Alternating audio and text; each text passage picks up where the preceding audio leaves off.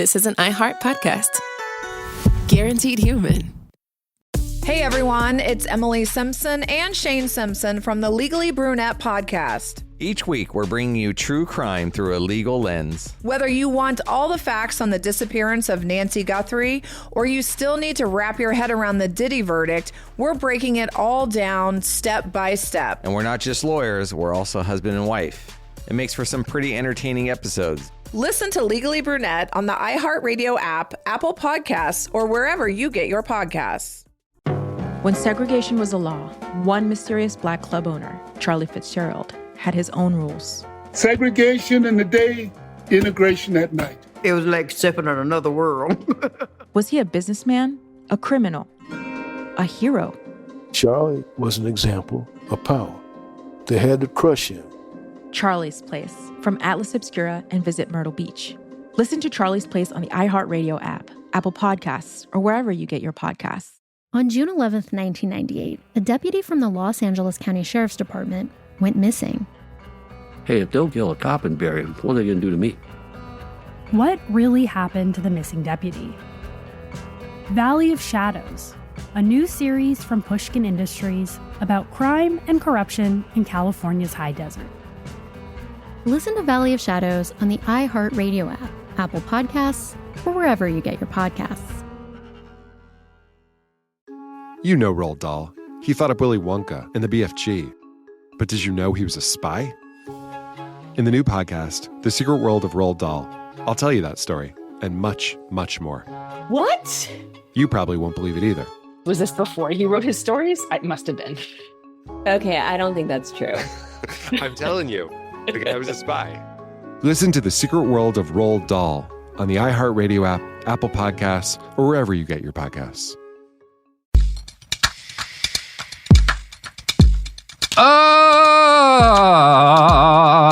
Sophie, come on.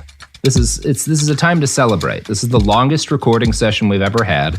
5 hours of CIA drug nonsense here at Behind the Bastards. The people deserved to hear me sing, you know? I thought it was beautiful, Robert. You did really well. Thank you, Sophie. I'm so proud Thank of you. Thank you for praising me. No I notes am a on machine your flawless that lives notes. on praise. Mm-hmm. Yeah. Jason Pargin, how are you doing today? Well, the vibe has become so positive here, and I'm sure it is among the listeners too, because we now know that we're nearing the end of the MKUltra project when everyone was exposed and got what they deserved. Mm-hmm. That's right. Like it's been a parade of human misery up till now, that all of the people who instigated this, like we all know, well, yeah, but this is where they all go to jail. This is where the truth comes to light, where all the reforms come into play. So I know it's been a dark few episodes up to this point, but this is where it's like, okay, this is the sunrise. This is the happy ending. That's right. And listeners, if that doesn't wind up happening, I want to tell you it is Jason Pargin's fault personally that things don't end that way. Jason, before we move on, I want to let the listeners know you are the author of a whole bunch of books, but you have one that is just now coming out. If This Book Exists, You're in the Wrong Universe. It is the fourth novel in the John Dies at the End series, which I started reading when I was like 12 or 13 and has had a big impact on my sense of humor. So I cannot recommend your books enough. You ready to close this out, Jason? Yes. Absolutely. All right, let's do it. So in between trysts in San Francisco, making use of all of the sex workers that the CIA was paying for, Gottlieb massively expanded the CIA's subcontractor program during the late 1950s, using cutouts, these little fake corporations that he would have the agency create to sponsor research at a number of different institutions that you probably know today. These include Massachusetts General Hospital, Ionia State Hospital, Mount Sinai, several dozen universities, including Harvard, Berkeley, MIT, Stanford, and Baylor. The CIA is carrying out LSD tests. They are drugging people, torturing people, depatterning them at many of these different universities. Also, they're sometimes doing weirder stuff, some of which is less horrible than some of the stuff we've talked about today. But like, if there's a big hospital or a prominent university, the CIA was probably doing some shit there. Okay, the obvious question is, did these facilities know, did these institutions know what was going on?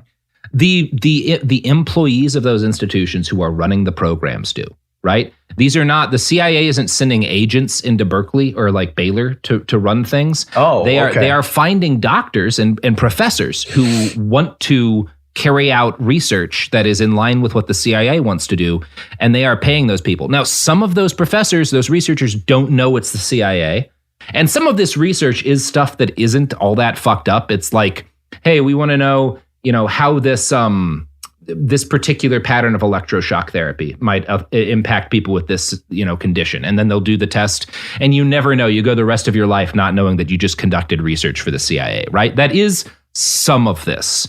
But it's not most of this. A lot of these doctors are perfectly aware of what they're doing and who they're working for, as we're going to make clear in a little bit.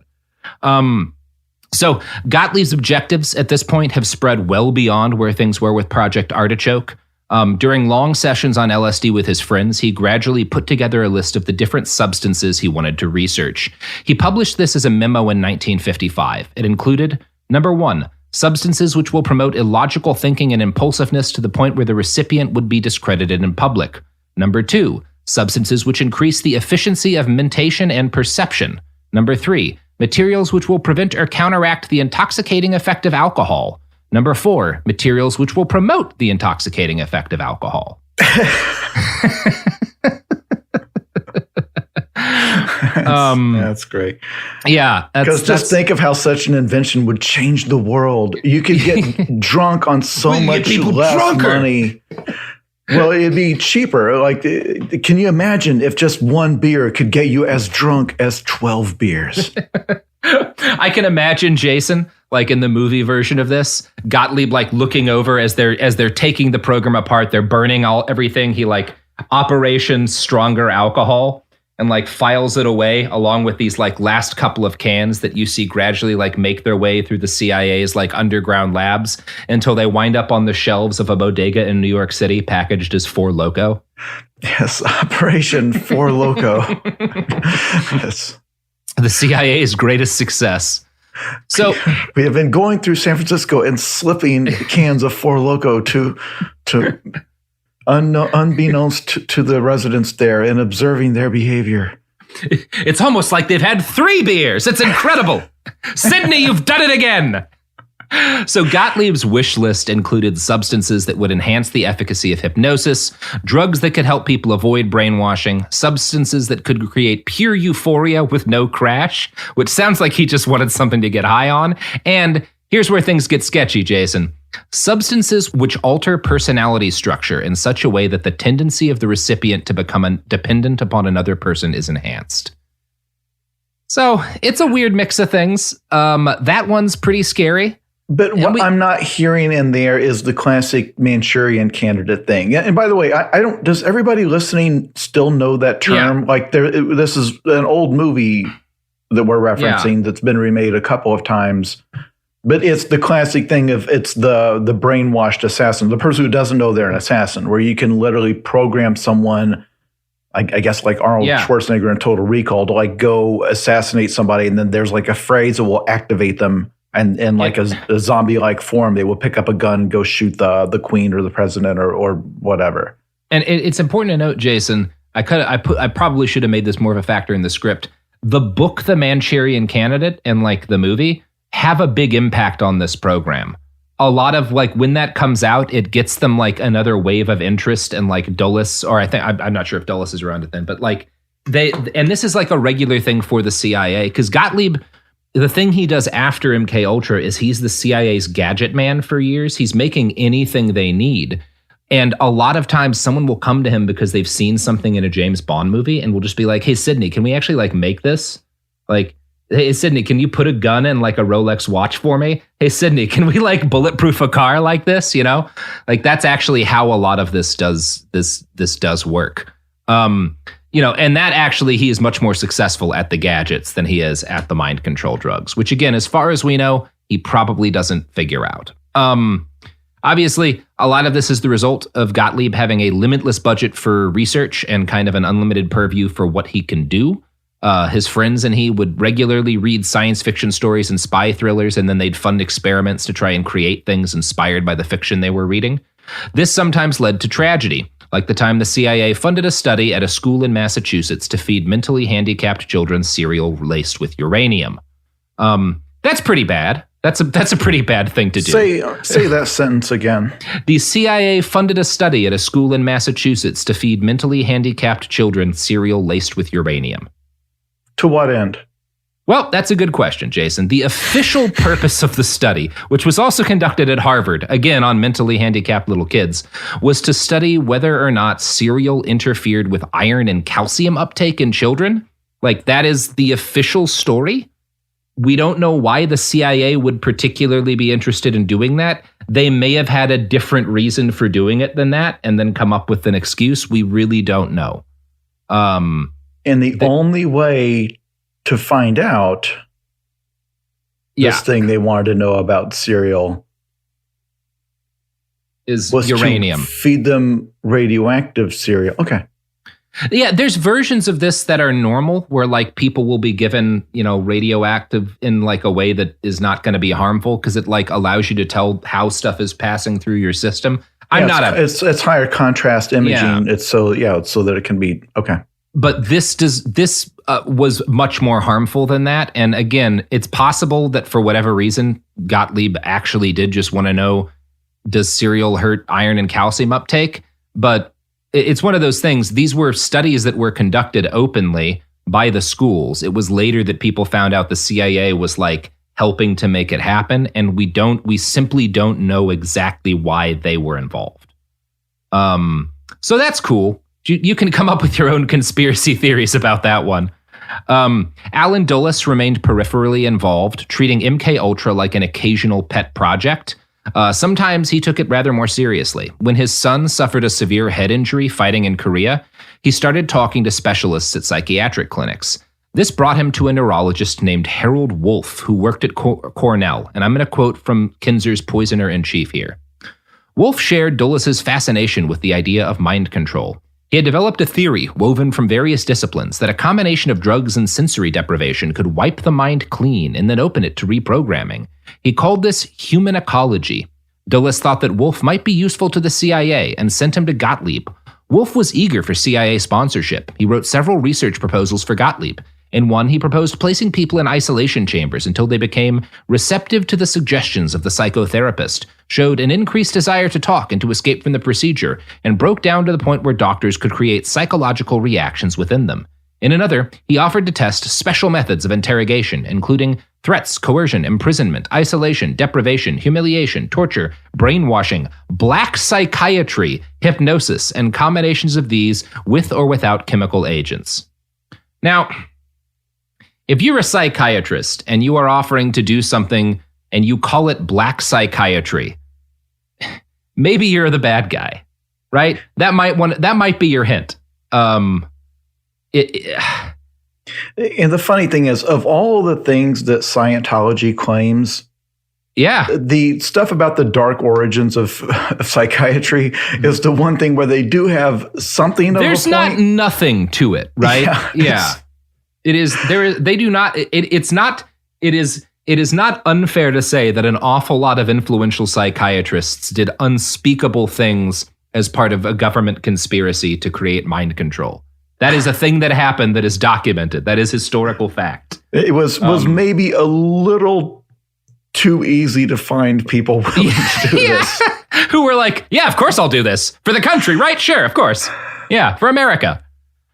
So Wolff told Gottlieb that he had a constant supply of patients who he'd be happy to experiment on secretly for the CIA. Gottlieb was very happy to make this deal, and the CIA sent $140,000 to Cornell University, officially so Wolff could study, quote, changes in behavior due to stress brought about by actual loss of cerebral tissues. After a year or so of drugging people without their consent, Wolff made a proposition to Gottlieb.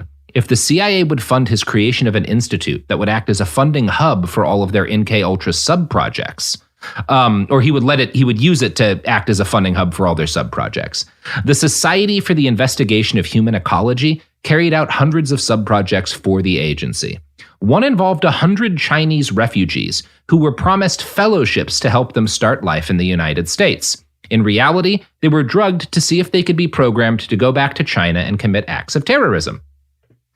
So the book The Manchurian Candidate is about a bunch of like Americans who get captured by the Chinese and then sent back to the United States, having been secretly programmed to do, damage the United States. In reality, the CIA read that book and then were like, what if we did that to China? Wouldn't that be cool? Let's use refugees and give them acid to see if we can do this. So that's neat, Jason. There you go. I have nothing to say to that. Because again, if they had just gone if they had just gone to this group or any group, this is not specific to, Chinese refugees, but any group of desperate people and said, hey, this is what we in America call a suitcase full of cash. Mm-hmm. Which one of you, in exchange for this, hates your government enough that you will go blow something up? Yeah. And you'll have this and this, you see this sports car parked behind me? That will also be yours. And all of these sex workers that we've hired. Yeah. I mean, like, again, you could appeal to like, do you want to be rich and like have access to sex, or like, hey, you're probably going to die doing this, but we'll make sure your family's taken care of forever. They'll move into a nice house tomorrow. They'll never have to work again. Just go do this terrorism for us over in China. Yeah, you'd find people. You don't have to give them LSD. Yeah, that's not going to help find you. Somebody. Yeah. Yeah.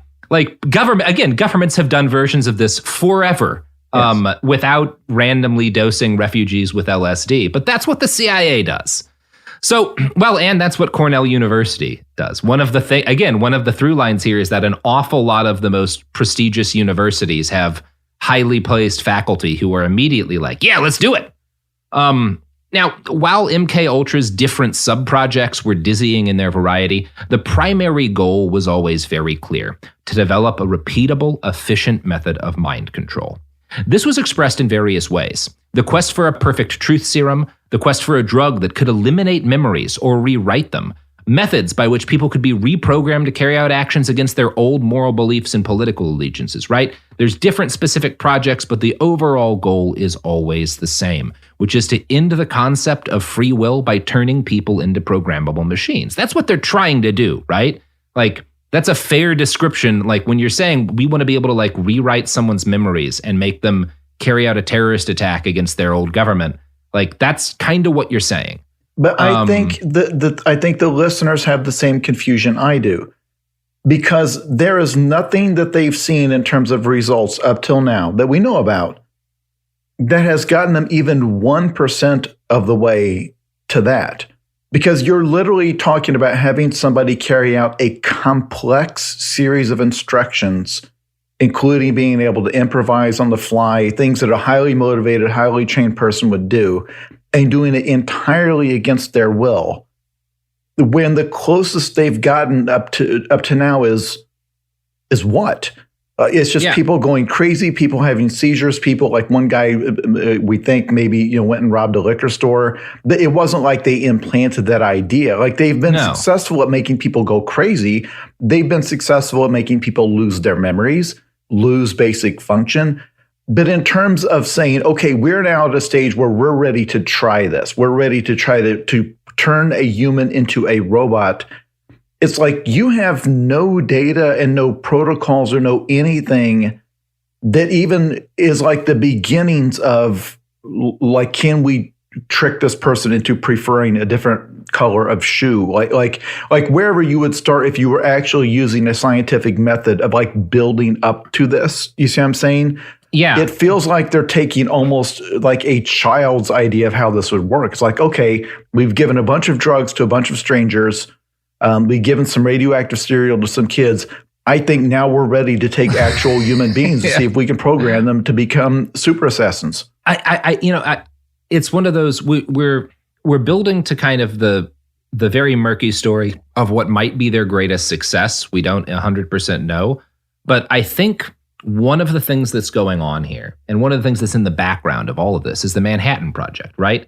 Which is a thing that would have seemed impossible 10 years earlier, right? That you can make something like an atomic bomb, that you can split an atom, and that you can, create nuclear power from this as well, not just the weapon. Like it all is this absolute sci-fi thing that barely, when they started researching it, they put a shitload of money and time into the Manhattan Project before they 100% knew it was going to work, right?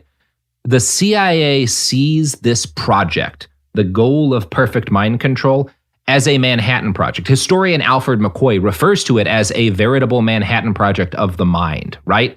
That's how they're thinking about it. So the fact that it's hard and that they're not having early success and that they're burning up this much money and all of these human beings to do it, to people who are thinking about this as a Manhattan Project style thing, it's not weird to them, right?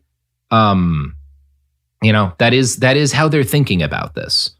Dr. Cameron's work in depatterning people over at McGill University is a really good example of like the scope of ambition of this project.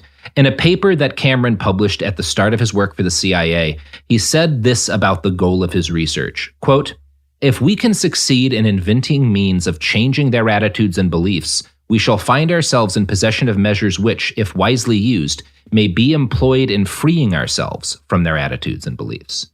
And that's a very prosaic way of saying we can eliminate types of human being and types of thought from the species, right? That's the ambition here.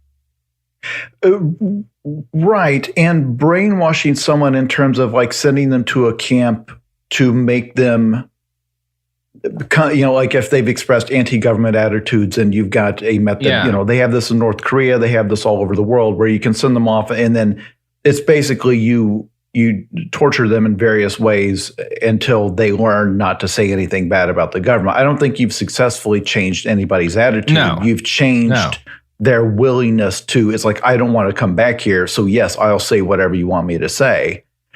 It's just that, I guess they would say the same thing about the Manhattan Project, that like they screwed around with so many different things and then finally they had a bomb. And if for us, it's going to be the same thing. Like we're going to keep trying stuff and throwing stuff at the wall, and then we're going to come across a compound or a treatment or a protocol that is going to give us, like it's just going to happen. It's going to be like our test in the desert where the first time they see the bomb go off, we're going to get that perfect. It's just, it feels like everything they've done up to this point hasn't been building toward anything. It doesn't feel like they're any more sophisticated in their methods this many years into it than they were when they first started. I will say one thing about that. They do start using more outside scientists. And these scientists, they're not doing what White was doing, right? They are actually conducting, they're not like pooping and watching this stuff. They're actually conducting experiments. Not ethical experiments, but, and you can see the CIA wants their perfect mind control drug. These doctors see it as like, well, if I can find this drug they want, I can just tell people to stop being schizophrenic or whatever. And then I'll be the man who cured schizophrenia. Like that's how I think they're thinking about it. I think that's how a guy like Dr. Cameron is thinking about it, is I can be the man who cured obsessive compulsive disorder, right? Or cured whatever, To be clear, if you're a legitimate scientist or a doctor that deals with the brain or mental illness, and this is where the funding is on this research, you absolutely want in on it. Like I would absolutely, in their position, it's like, yes, I'm also helping them develop a weapon, but yes, I also potentially have the cure for every bad thing that happens to the human brain. Yeah, this is where I need to be. This is where the funding is. I get it. Now, granted, when they sit me down for the meeting and they say, okay, here's what we've done so far. Have you heard of George White? Or was that his name? Yeah, George White. Here's some of his work, and here's some of his results. You see his toilet there and his martini bar he has next to it. Now, this did not actually yield the results we wanted, but we just wanted to show you. We wanted to bring you up to date. Yeah, this is the research so far. Do you have any hints? I mean, and obviously most of these guys, there's a couple who get brought into confidence that way. Most of them don't know what else has been done. They don't know even there's an MK. Even the ones who are doing messed up stuff, they don't know that like my program where I'm trying to break people's minds is part of this like massive thing they're doing in, all of these black sites around the world. A lot of them probably think I'm the only one doing this research, right? And the CIA is the only one who will fund it. And it's so important that, a number of things are happening here. But yeah, I mean, the thing that's scariest to me is that stuff that Cameron says about like, we can free ourselves from their attitudes and beliefs that like Because a lot of these guys, a lot of this is out of anti-communism, right? It's not a thing that like we want a drug that we can give people to make them not be communists. And then maybe we can make them, double agents and stuff. But like the idea of wanting to like rewrite people's thoughts at that level, which is their expressed goal, is the scariest thing about this. And one of the things that's like most unsettling is we don't 100% know where the research ended.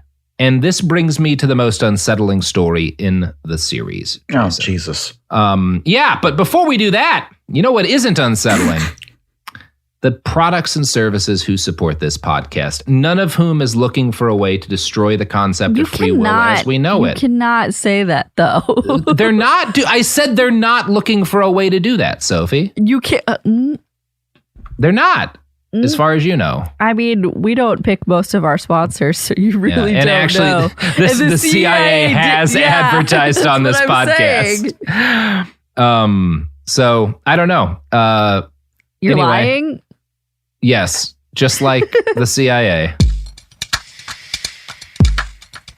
Almost 30 years together, 4 kids, and some of reality TV's most unforgettable moments. We know a thing or two about living life out loud. We're taking you behind the scenes in our new podcast, Between Us, with me, Heather Dubrow. And me, Terry Dubrow. Between Us isn't about perfect lighting or curated Instagram grids. It's the unfiltered, behind closed doors conversations you wish you could eavesdrop on. Equal parts smart, funny, and a little bit scandalous. Every week, Heather will bring you an unapologetic take on the headlines, the trends, and the cultural moments everyone's texting about. And Terry will deliver insider beauty, health, and wellness insights you won't find on TikTok. Together, we'll tell the stories, spill the secrets, and share the hacks that keep life, marriage, and everything in between feeling fresh and fun. We may live in a gated community, but there's zero gatekeeping here.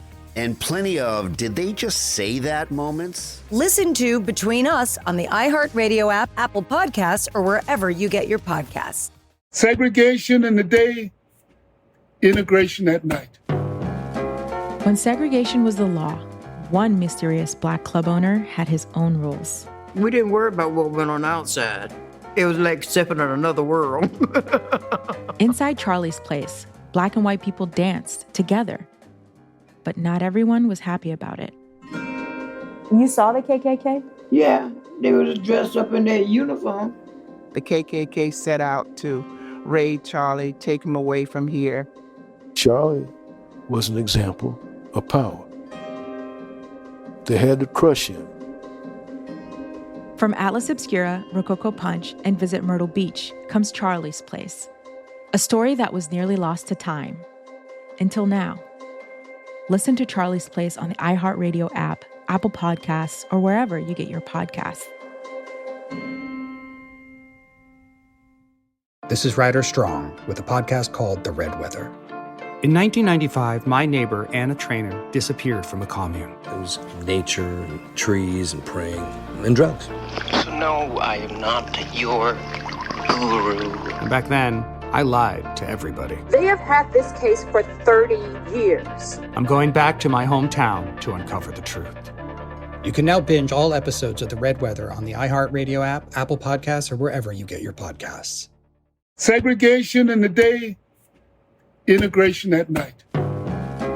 When segregation was the law, one mysterious black club owner had his own rules. We didn't worry about what went on outside. It was like stepping in another world. Inside Charlie's place, black and white people danced together. But not everyone was happy about it. You saw the KKK? Yeah, they was dressed up in their uniform. The KKK set out to raid Charlie, take him away from here. Charlie was an example of power. They had to crush him. From Atlas Obscura, Rococo Punch, and Visit Myrtle Beach comes Charlie's Place, a story that was nearly lost to time. Until now. Listen to Charlie's Place on the iHeartRadio app, Apple Podcasts, or wherever you get your podcasts.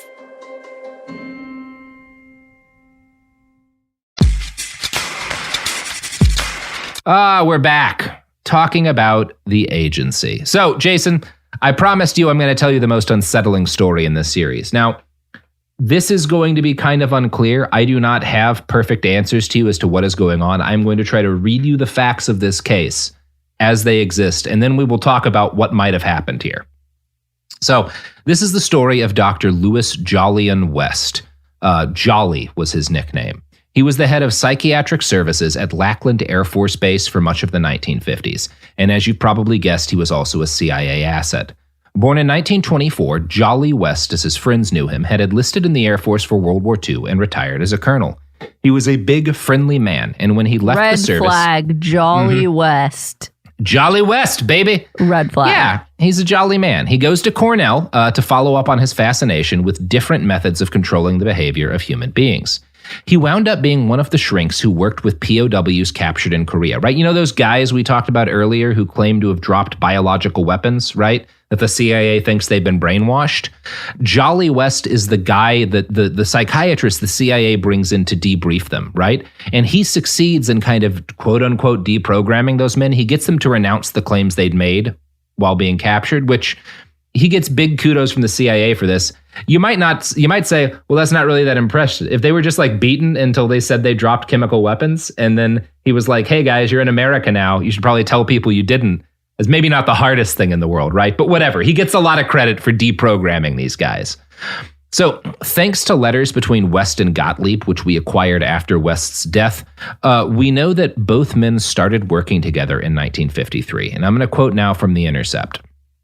Addressing Gottlieb as SG, West outlined the experiments he proposed to perform using a combination of psychotropic drugs and hypnosis. He began with a plan to discover the degree to which information can be extracted from presumably unwilling subjects through hypnosis alone or in combination with certain drugs, possibly with subsequent amnesia for the interrogation or the alteration of the subject's recollection of the information he formerly knew. Another item proposed honing techniques for implanting false information into particular subjects, or for inducing in them specific mental disorders. He hoped to create couriers who would carry a long and complex message embedded secretly in their minds, and to study the induction of trance-like states by drugs. So, he's not just wanting to make a mind, he wants to, number one, induce mental illness in people. He wants to see if he can do that. He wants to create memories and destroy them. He's interested in experimenting with all of that. And obviously Gottlieb is completely on board with this. In 1956, West reported to Gottlieb that his experiments had come to fruition.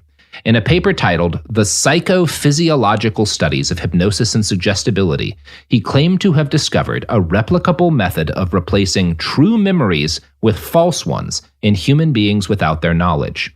Quote, it has been found to be feasible to take the memory of a definite event in the life of an individual and, through hypnotic suggestion, bring about the subsequent conscious recall to the effect that this event never actually took place, but that a different fictional event actually did occur. West claimed to have accomplished this by giving patients new drugs. Which ones was not specified in the papers that we have. These drugs were apparently effective in, quote, speeding the induction of the hypnotic state and deepening the hypnotic trance. Specific information is again impossible to find here. The version of the study found in West's papers is longer and more detailed. This was found years after his death. He was not supposed to have kept this. The CIA, before this version is found, sends a copy of this study to a Senate committee when they start investigating MKUltra, and the copy the CIA has is missing a bunch of stuff that's later found in the copy that's in Jolly West's memoirs, right? Like that's in his collection of stuff. So the CIA's version of this that they actually send to that Senate committee cuts out any mention of West's claims to have found a way to replace real memories with fake ones. And it also adds in a passage that's not in West's draft, which reads, the effects of LSD and other drugs upon the production, maintenance, and manifestations of dissociated states has never been studied. Now, we know that this is untrue, but that begs the question, what did Dr. West actually find? Now, we're not going to get an answer to that today, but I do have a story that is going to make you feel bad. On July 4th, 1954, in San Antonio, a 3-year-old girl named Cher Jo Horton was raped and murdered. When her parents noticed her missing, they formed a search party. They eventually found her body next to a gravel pit, alongside a shirtless man covered in blood and scratches. He was described as seeming dazed and in a trance-like state. The man eventually charged with and convicted of Cher Jo Horton's murder was a guy named Jimmy Shaver. He was an airman at Lackland Air Force Base with no criminal record. Shaver claimed no memory of the murder. And here's the intercept again. Around 4 that morning, an Air Force marshal questioned Shaver and 2 doctors examined him, agreeing he wasn't drunk. One later testified that he probably was not normal. He was very composed outside, which I did not expect him to be under these circumstances. He was released to the county jail and booked for rape and murder. Investigators interrogated Shaver through the morning. When his wife came to visit, he didn't recognize her. He gave his first statement at 10:30 a.m., adamant that another man was responsible. He could summon an image of a stranger with blonde hair and tattoos.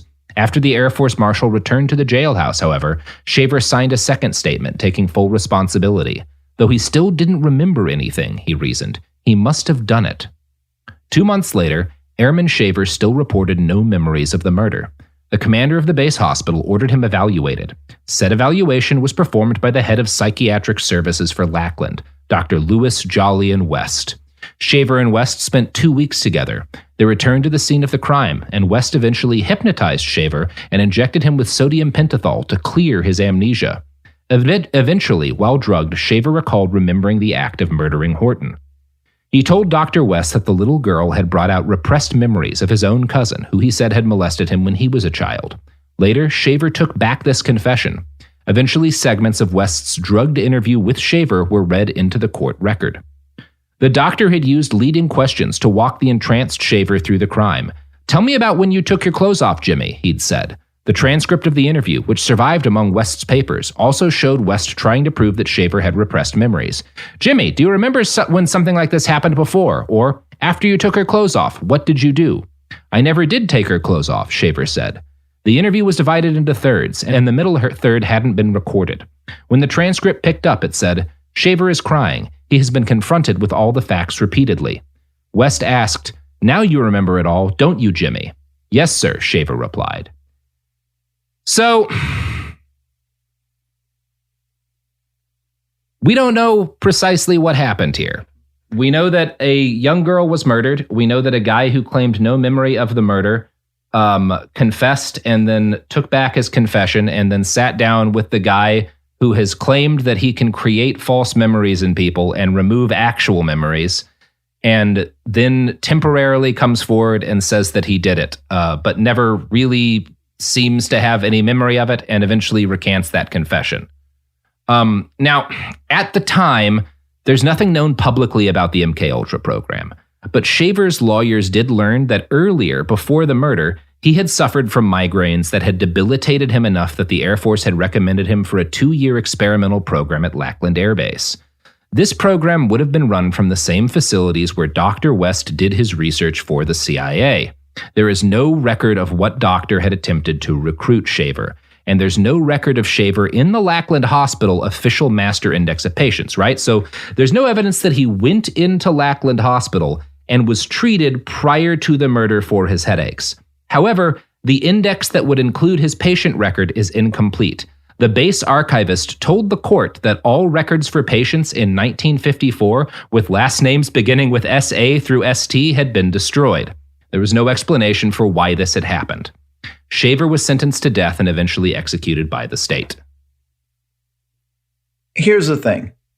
I don't think the conspiracy version of this requires anything advanced or magical or... It doesn't, no. It is, if they did exactly what we've already seen them do, where they just break people down to where all of their normal executive functions have ceased through just sleep deprivation or traumatizing them over and over again or whatever. Again, it's not difficult to do this.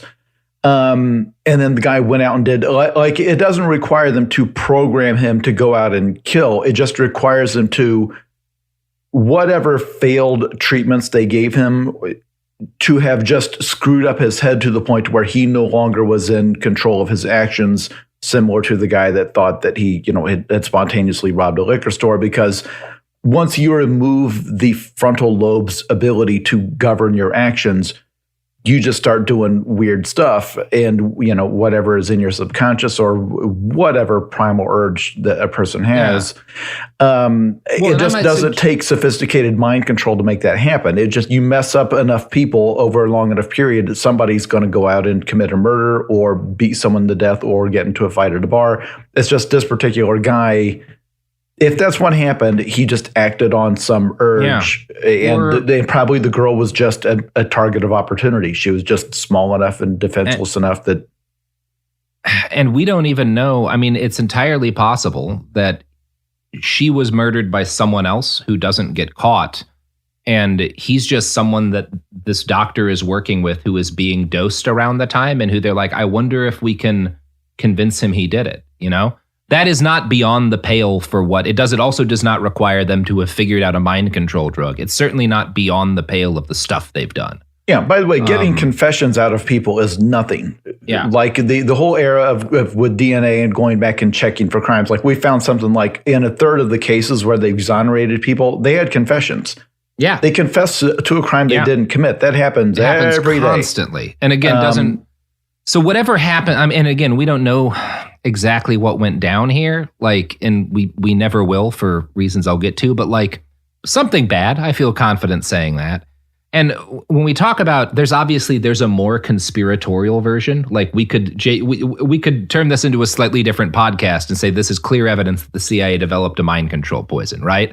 And if you want to take that, there's all these little facts that you can use to put together what seems like a more convincing conspiracy theory case. For example, Jason, in 1963, immediately after the Kennedy assassination, there's a psychiatrist who gets brought in to examine Jack Ruby, the guy who'd murdered Lee Harvey Oswald, and it's Dr. Jolyon West. Now, West speaks to Ruby right before he testifies to the Warren Commission, and he tells them that Ruby suffered an acute psychotic break, and Ruby is never able to fully explain to the commission why he chose to assassinate Oswald. You can make a bunch of conspiracies about that. There's also the thing that makes total sense, which is, well, back when those fucking pilots got brought back, having been brainwashed or whatever, Jolly's the guy they sent in to talk to him. It's not unreasonable that you would assume that maybe a foreign power was responsible for something to do with the JFK assassination. So the CIA is going to send in the guy they normally send in to talk to people in the situation. And Jolly has a history doing that, right? It doesn't mean that Ruby was a programmed CIA LSD assassin. But all of this stuff is just close enough that you get part of why conspiracy culture becomes the thing that is such a problem for all of us is there's a lot of reasons to be conspiratorial, particularly about this period in American history, right? You're not doing something unreasonable if you're well, shit, maybe they did figure out something, right? There's all these little pieces of fucked up stuff here, and we know what they were trying to do. And a lot of the QAnon terrible stuff that's going around today that's causing so much of a fucking catastrophic problem for our society, part of why that is so effective and able to spread so much is all of this shit seeds the ground, right? They've provided a fertile environment for which, well, nothing's impossible. Nothing is beyond the kind of shit our government might try to do, right? It's not I think that's one of the maybe unrecognized crimes of the MKUltra program is they're going to provide justification for 1,000 conspiracy movements because of how fucked up the shit they're trying to do is, even if they never accomplish any of it. Right, and the issue with conspiracies is that they assume a much higher level of competence and precision and everything else than what you actually get. For example, if we only had a gap where that guy's toilet sex dungeon was, and there had been a conspiracy coming up suggesting that had occurred, I would have no problem with that because it's I can see this getting out of hand. There's no grown-ups in the room. So I can believe the rumors that this guy had a toilet martini sex dungeon going on with CIA money because that's the kind of thing people do. The issue is that it almost gives them too much credit to where if you see something like the JFK assassination, you say, well, I'll bet Oswald was actually a robot controlled, programmed, but he with was LSD by the government. Because the reality is that there were failures in terms of security, in terms of the protocols they're following, in terms of like everything that a man like Kennedy, that the whole world can pivot on one, frankly, kind of a dumbass with a gun who just happens to be a good shot. And that like Jack Ruby that appears was an even bigger dumbass who actually made the decision to shoot Oswald as like a spontaneous, like he just ran home and got his gun and decided to do it. Like it wasn't even a planned thing as far as I could tell. He was just a local dumbass who thought, hey, I'll go shoot Oswald. And again, he changed history because that launched a whole universe of its own conspiracy theories. I don't know. I think that people want to believe, it's weird because they want to believe the CIA is almost like godlike in its abilities, that it can work magic, that they can do things that are totally unknown to science. And when you find out the reality, it's almost disappointing, even though the things they're actually guilty of horrible, are worse.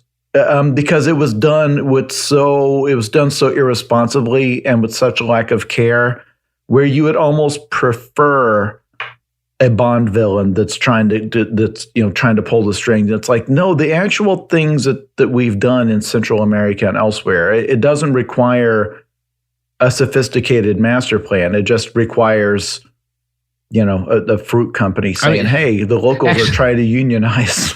As we keep saying, the only thing necessary here is not deep, like incredibly complicated conspiracies, including magical mind control drugs. It's money and a willingness to hurt people. Yeah, it's very powerful people saying, hey, this is going to lower our stock price by several points unless this guy who's threatening to become president, unless something bad happens to him. And it doesn't require, a mind-controlled assassin. The old ways work just fine. Propaganda still works. Bribing the right people still works. Killing the right people works really well. That's the best way to do it, which is actually, Jason, leads me to our sponsor for this episode, because when you need the right person killed, the president of Chile, for example, no one can do it better than the sponsors for this podcast. Almost 30 years together, 4 kids, and some of reality TV's most unforgettable moments, we know a thing or two about living life out loud. We're taking you behind the scenes in our new podcast, Between Us, with me, Heather Dubrow. And me, Terry Dubrow. Between Us isn't about perfect lighting or curated Instagram grids. It's the unfiltered, behind-closed-doors conversations you wish you could eavesdrop on. Equal parts smart, funny, and a little bit scandalous. Every week, Heather will bring you an unapologetic take on the headlines, the trends, and the cultural moments everyone's texting about. And Terry will deliver insider beauty, health, and wellness insights you won't find on TikTok. Together, we'll tell the stories, spill the secrets, and share the hacks that keep life, marriage, and everything in between feeling fresh and fun. We may live in a gated community, but there's zero gatekeeping here. And plenty of did they just say that moments? Listen to Between Us on the iHeartRadio app, Apple Podcasts, or wherever you get your podcasts. This is Ryder Strong with a podcast called The Red Weather. In 1995, my neighbor, Anna Trainer, disappeared from a commune. It was nature and trees and praying and drugs. So no, I am not your guru. And back then, I lied to everybody. They have had this case for 30 years. I'm going back to my hometown to uncover the truth. You can now binge all episodes of The Red Weather on the iHeartRadio app, Apple Podcasts, or wherever you get your podcasts.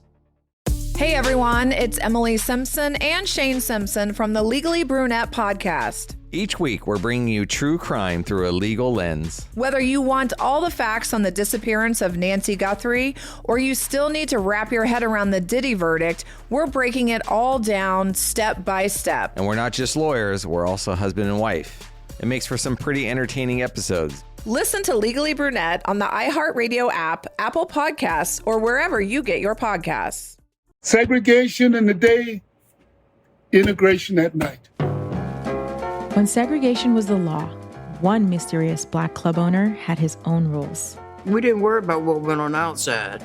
It was like stepping in another world. Inside Charlie's place, black and white people danced together. But not everyone was happy about it. You saw the KKK? Yeah, they was dressed up in their uniform. The KKK set out to raid Charlie, take him away from here. Charlie was an example of power. They had to crush him. From Atlas Obscura, Rococo Punch, and Visit Myrtle Beach comes Charlie's Place, a story that was nearly lost to time. Until now. Listen to Charlie's Place on the iHeartRadio app, Apple Podcasts, or wherever you get your podcasts.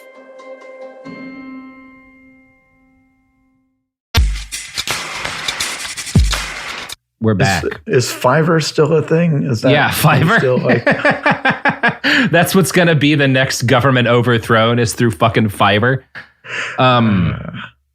It is. We're like when it comes to like incompetent CIA shit. One of the reasons why I'm willing to I think maybe that attempt by those weird U.S. contractor guys to overthrow the government of Venezuela might have been a CIA op, is that it ended with them all pissing on themselves after getting captured by fishermen. They're just not, they succeed because they have infinite resources a lot of the time, but it's not because they're the most competent people in the world. Anyway, by the early 1960s, MKUltra was officially seen by Sidney Gottlieb as a failure. The program was gradually wound down, and Gottlieb went out to spend the rest of his career designing James Bond-style assassination devices. He tries to kill Fidel Castro so many times. He flies to the Congo to try to poison Patrice Lumumba. It doesn't work out often for him. He's not, and usually because other things happen, they just never use the poison. But he makes a lot of poisons. In 1964, the MKUltra program, which by that point is known to be a failure, is renamed MK Search, which again, terrible cryptonym. But as far as we know, most of the experiments were wound down after this point. However, as this passage from Poisoner-in-Chief makes clear, Gottlieb remained actively pursuing mind control technology, even after MKUltra proved a disappointment. Quote, "In their behavior laboratories, the psychiatrists and psychologists continued experimenting. Once more, they had turned to an earlier line of research, implanting electrodes in the brain. An agency team flew to Saigon in July 1968. Among them were a neurosurgeon and a neurologist. In a closed-off compound at Bin Hoa Hospital, the agency team set to work. 3 Viet Cong prisoners had been selected by the local station. How or why they were chosen would remain uncertain. In turn, each man was anesthetized, and after he had hinged back a flap in their skulls, the neurosurgeon implanted tiny electrodes in each brain. When the prisoners regained consciousness, the behaviorists set to work. The prisoners were placed in a room and given knives. Pressing the control buttons on their handsets, the behaviorists tried to arouse their subjects to violence. Nothing happened. For a whole week, the doctors tried to make the men attack each other. Baffled at their lack of success, the team flew back to Washington. As previously arranged in case of failure, while the physicians were still in the air, the prisoners were shot by Green Beret troopers and their bodies burned."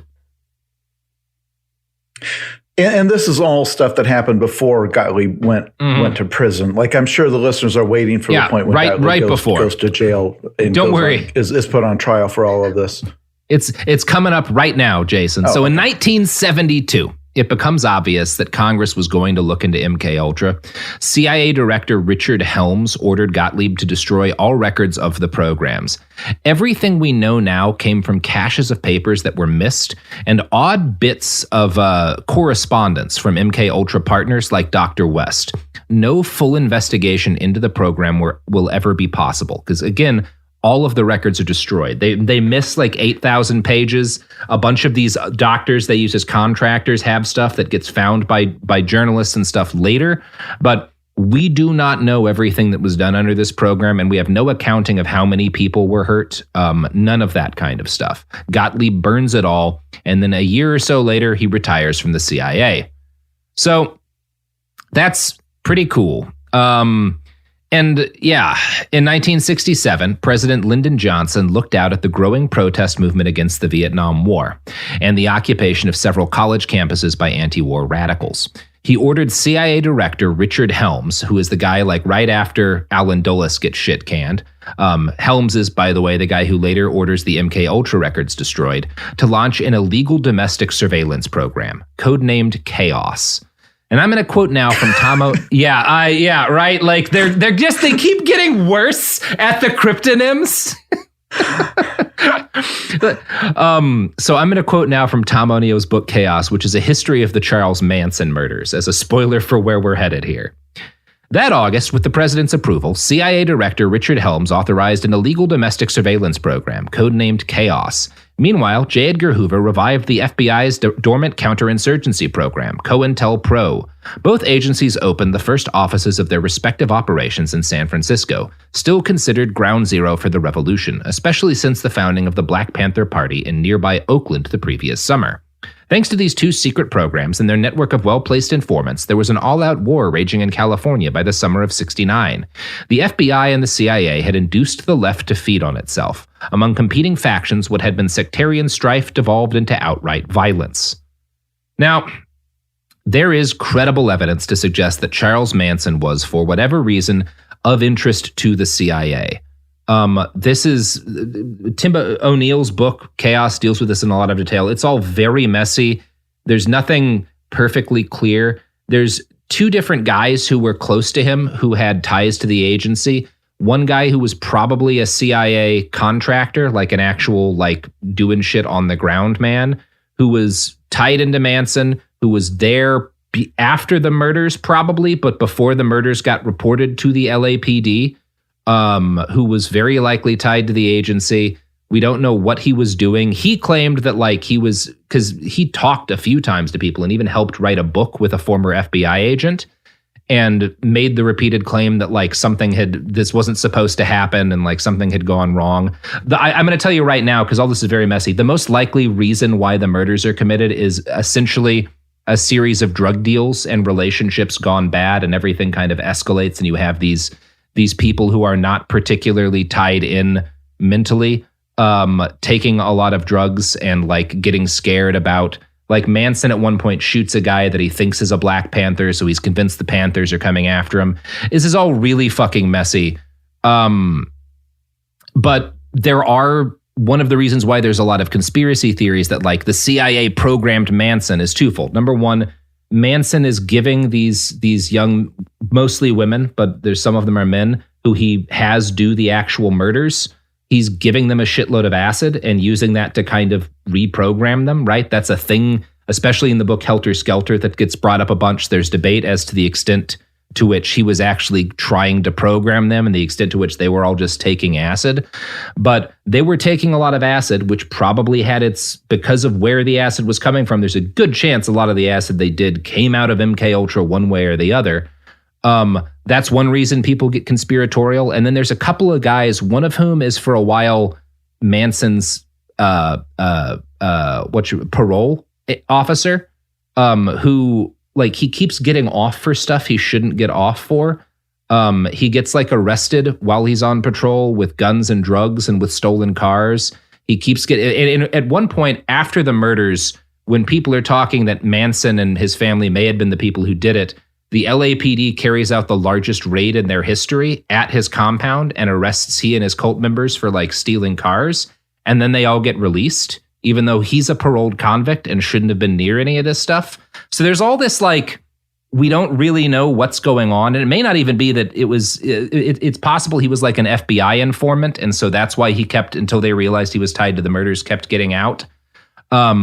It's just all, like, again, you see where all of these fucking conspiracy theories can come from, right? There's all of this, like, territory in which you can kind of maneuver to set up a story about what had happened. And again, it doesn't require there actually being anything, because Charles Manson was a messed up and abusive dude. And, like, it's not like cult leaders convince people to kill people all of the time without the CIA being involved. Yeah, but the CIA was involved to some extent. We just don't know the precise reasons why. Right. See, here's the thing. If your imagination goes off in a direction of, well, maybe this was the ultimate experiment to see if they could create a perfect assassin, Look, if somehow through happenstance the CIA and the people involved in MKUltra came across Charles Manson and tried to get him to do one thing or another, if you knew the full story, every detail of it, someone wrote the book of exactly what happened, I can promise you that what occurred was dumb as hell. Yep. Like the killings were an accident. He didn't do what they asked. It was a clumsy, stupid, just a carnival of nonsense. I'm saying that based on every single other thing we know about MKUltra. That if there was involvement, it was not successful. It was a very dumb person who had, Charles Manson's background was horrible. He was abused as a child. He was a weirdo. The people he surrounded himself with, like Tex Watson, were for the most part very stupid. And the whole thing with the killings may have been largely a misunderstanding or a spur of the moment thing or whatever. Because I think, based on what I know of the Manson murders, his whole, what he told these people around him, they basically formed the cult where he told them that there was a race war coming and they needed to go out into a compound and on and on. Mm-hmm. I believe he made up all that stuff. Yes. Because those people hung around him because he was about to be a successful musician and get a record deal. And he's really tied in with the fucking the Beach Boys. Yeah, and when the record deal fell through, he just didn't want his groupies to go away, so he made up this lie so they would stick around because he didn't want to be lonely. Like, I fully believe that whole thing began and ended with Charles Manson not wanting these hot girls who hung around him all the time to leave. So he's like, no, the world's about to end because it's going to be race war. And I can sort of do a Manson voice, not really. Because there's also, and again, O'Neill's book goes into it. There's like a Hollywood kind of drug dealing thing here too. A lot of it may have involved like money and just kind of, but that's outside of the scope of these episodes. When it comes to the CIA's involvement, there's a lot of ugly connections, including the fact our friend Dr. Jolly in West is during the period that Manson is in Haight-Ashbury in San Francisco. West is there too, running a free clinic with a guy named David Smith. And West is, one of the things he's doing is he's renting out a house on Frederick Street, which he's turned into a laboratory designed as a hippie crash pad. And he is once again, using CIA resources, giving a shitload of drugs to people. While he has, now in this case, he actually has grad students observing the hippies and like taking notes. And most of those grad students, people talk to them. You can talk to these people, like results were published. The grad students are like, this is a shitty study. I don't understand what he's trying to do. Like, we're not really getting anything. But Manson is kind of around at the time. There's some connections there, and kind of the thing that O'Neill brings up that I think is actually plausible in terms of there being a degree of CIA involvement here is that we do know multiple police officers who had interactions with Manson and like arrested him and were looking into him at this period before and after the murders, say that it was well known in the Los Angeles Police Department that like Charles Manson had some feds who had his back and that you were not supposed to like mess with him. You were not supposed to like keep him in. And so when he would get arrested, he would get let out because somebody was like, and there's a number of reasons for this. It could have been he was informing for the FBI. But one possibility is that either the FBI or the CIA, not that they were like turning Charles Manson and his followers into assassins, but that they were like, well, this is dangerous. This guy is dangerous. What he's doing with these people are dangerous. Eventually something terrible is going to happen. And the order that we have from our boss is to fuck with the hippies, right? Is to like do some damage to this kind of flower power movement. So if we let this guy, who is like the poster child for the worst things that can happen to like when you tune in, turn on, and drop out, if we just let him do stuff for a while, eventually he'll do something horrible, and then it'll do damage to this movement that's, you know, we've been brought in as part of Operation Chaos to hurt. And that was kind of the end of the hippie era. It absolutely was. Yeah. And I'm gonna read a quote from Tom O'Neill one more time. Jesus, Tip O'Neill. It struck me that the Tate LaBianca murders had been so often invoked as the death knell of the 60s. Arguably, they did more than any other event to turn the public opinion against the hippies, recasting the peace and love flower power ethos as a thing of latent, drug-addled criminality. As the writer Tom Gitlin noted, for the mass media, the acid head Charles Manson was ready-made as the monster lurking in the heart of every long hair. So, yeah. Who knows what went on there? Something. We just will never quite know what. In 1974, the details of MKUltra finally broke out into public knowledge after a report from Seymour Hersh for the New York Times. This reporting helped spawn the Church Committee and the Rockefeller Commission. In the Church Committee's final report, they quoted from a 1957 internal evaluation by the CIA. Precautions must be taken, the document warned, to conceal these activities from the American public in general. The knowledge that the agency is engaging in unethical and illicit activities would have serious repercussions. Don't let them know about this. The first time someone from the agency who's not Gottlieb or Dulles actually looks at what they're doing, they're like, oh my God, don't let anyone know what we're doing. We have to hide this shit at all costs. And they do. A more haunting reveal is that in 1963, a review by the Inspector General of the CIA included this line: a final phase of the testing of MKUltra products places the rights and interests of U.S. citizens in jeopardy. I don't know precisely what that means, because we don't know what all of the products were, but kind of a sketchy little line there. Sidney Gottlieb burns all of his records. This comes out in the congressional investigation. He is recalled to Washington. So when he retires, he and his wife travel to run a clinic for lepers in India. They're traveling around the world, just trying to do good. I don't know what's going on in this man's head. But yeah, he goes back to DC. He claims that he's in bad health, and so he can't address the entire Senate chamber. And so in a private room, he's questioned, and the American people can hear on a loudspeaker as he tells everyone that he's destroyed the MKUltra files. Now, he says this was not to cover up illegal activity, but, quote, because this material was sensitive and capable of being misunderstood. I don't know what's more misunderstood. If you're trying to not let people conspiracy about this, Sydney, burning it all probably isn't the right thing to do. It could be taken the wrong way. Mm-hmm. Wow, the fact that we were doing all this could really be taken the wrong way. I better light all this on fire so nobody thinks we're bad guys. That way they can just fill in the void with their imaginations. Yeah, exactly. That way, and then there won't be any conspiracy theories. Gottlieb says under congressional testimony that he cannot provide specific information on any MKUltra experiments because he's never witnessed any himself. He was investigated for federal crimes due to his destruction of government files, which is absolutely illegal. But the case was quietly dropped by the Justice Department. Gottlieb was never prosecuted, and the Senate gave him total criminal immunity in exchange for testifying. Against who? So other people did go to prison because that's why they gave him immunity, so they could nail all these other people. Nope. We're done. All's well.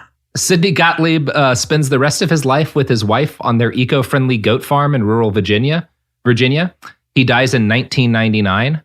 And for the rest of his life, friends of the family of his children would recall a kindly, intelligent, open-minded man with a strong spiritual and mystical interest. Sidney meditated regularly. He read constantly. He was, in his private life, the absolute epitome of an aging hippie. The people who loved him and spent time close to him only got occasional glimpses of something darker. Stephen Kinzer at one point quotes from a young woman named Elizabeth who wound up dating one of Sidney's sons. So she spends a summer around the family compound.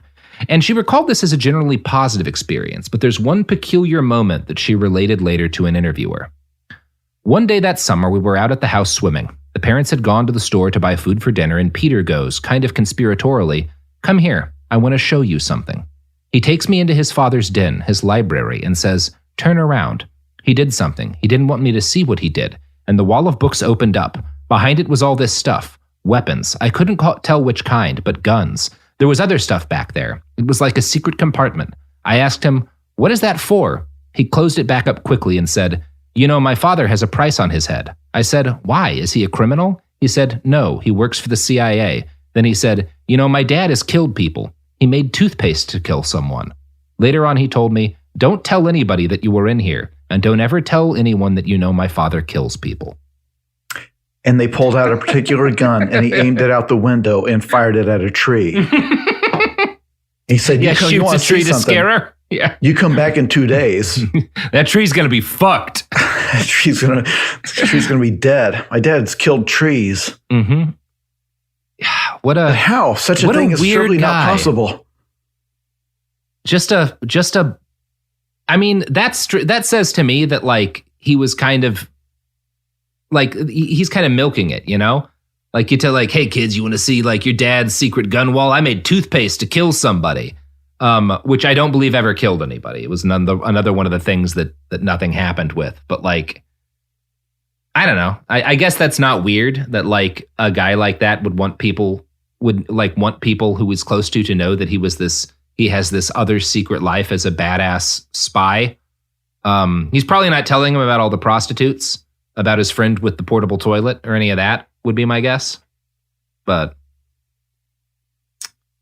yep. I mean, I don't doubt that if he told the story, I would love to know how he told the story. If he made it seem more dark and mysterious than it was, if he tried to cover up the fact that it was such a clumsy mess and irresponsible, like the people who died weren't because of his gadgets, it was through negligence. It was through killing test subjects because there was nothing else to do with them. Like, I don't know. And that's obviously what makes him such a fascinating character, because you'll never know what he thought of himself or what he thought of what he did, or if he spent his time abroad trying to make up for it, trying to save his own soul. Yeah. Did he realize this was all a terrible mistake and just like, dedicate the rest of his life to helping lepers or something? Yep. Who knows? I mean, I like the eco-friendly goat farm part, but I wish he had just raised goats. I think we can all agree that would have been a better. On that. Yeah. Jason? It's the plug. You got anything to plug? Yeah. Well, now hold on. I thought that the Unabomber was also part of MKUltra. Are we leaving that out, or is that not true? Is that just rumor? He's involved in some experiments that are like part of this like whole thing, because remember, it's like a pretty broad variety of things, and his are like it's not entirely the same. It's like he's involved in a voluntary psychological study that's like pretty abusive and that probably does some damage to him. But it wasn't funded by MKUltra. It might have been, because remember, we don't know exactly what was in MKUltra because Sydney destroyed. But it's the kind of thing they would have done, right? A lot of what Kaczynski goes through sounds like aspects of the depatterning kind of stuff that is being researched, like that's being done up at McGill University. So I think it's pretty likely that he was in an experiment that was part of MKUltra.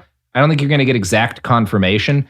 Kaczynski was always pretty adamant that like that had nothing to do with what he did. That's why I wanted to bring him up, not to suggest that he was a product of it, but to suggest that if he was, it wasn't because they created the perfect assassin and he carried out a series of ineffective bombings, rather than it took someone who was already disturbed and made him much, much worse, and then they just turned him out into the world. Like that's the thing that they were good at was really just hurting people worse. Who were already having some problems. And like, I think that's probably the best way to look at what you've got with Kaczynski is like, I don't want to, we'll talk about Papa Ted one of these days, but whatever you want to say about the likely impact MKUltra has on Ted Kaczynski, no way it helped, right? Like there's certainly no way it made him less likely to blow things up. Right. And if his whole issue was that he did not have faith in the system and wanted to bring it down, like this probably did not help his faith in the system. It does. If you really start reading a lot of MKUltra stuff, you do find yourself thinking about bringing down the system. It's a natural reaction to reading a lot of stories of the CIA torturing people. But we've reached the end of it. Ultimately had a happy ending. Justice prevailed. The guy at the top of it died peacefully at age 90 or whatever, after living a long and peaceful retirement on his goat farm. Exactly what he deserved. Exactly. Justice is done. Taught the lesson that actually by destroying evidence, you can totally get off on a crime because they need evidence to convict you. Like they can charge you for destroying the evidence as a separate crime. But yeah, you'll get off from the original thing you did. If you do successfully destroy all of the records of you doing it, they're helpless. That's once again, their attempt to cancel this poor man didn't work. Yeah, thank God. Sidney Gottlieb, just like David Chappelle, uncancelable. and like Dave Chappelle, regularly shows up at concerts to sing surprise verses when I forget what band that was that just happened with. Is it Radiohead? Yeah, probably Radiohead. We're on this. We're referencing things that happened on Twitter hours ago. When this episode will come out weeks later. But whatever. That's what the audience loves, Jason. Well, thank you for having me on, so that I could go on this very dark journey with you. I hope that it has. What have we learned? What have we learned from this? I guess. Well, if you're worried that LSD is a mind control agent, don't worry. The CIA tested that hypothesis. I guess if you've ever thought, I would like to sit on a portable toilet and watch strangers have sex, you might want to look for a job in the Central Intelligence Agency. Apparently. Yeah. And if you're worried about the techniques for affecting someone's brain, one, the knowledge of how to totally destroy someone's brain, we do have that technology, but we've actually had it since the Stone Age. It's just called hitting someone in the head with a rock. It doesn't require subjecting them to months of techniques and repeating things in a sound helmet, and while under the influence of various drugs, you can just hit them with a rock. But in terms of actually mind controlling somebody, the old methods are best. Just good old fashioned lies and bribes and threats. They all work very well. We do not need new techniques. They work great. Advertisers have mastered all sorts of ways to play on your insecurities and make you spend money that you don't have. They did not need some amazing new technology to do it. It's actually super easy to manipulate people into doing things. It's not hard at all. Speaking of which, if you're looking to mind control me, the thing I'm most vulnerable to is, in fact, suitcases full of money. So, we're always open for a suitcase of money. We are available. We will betray anyone.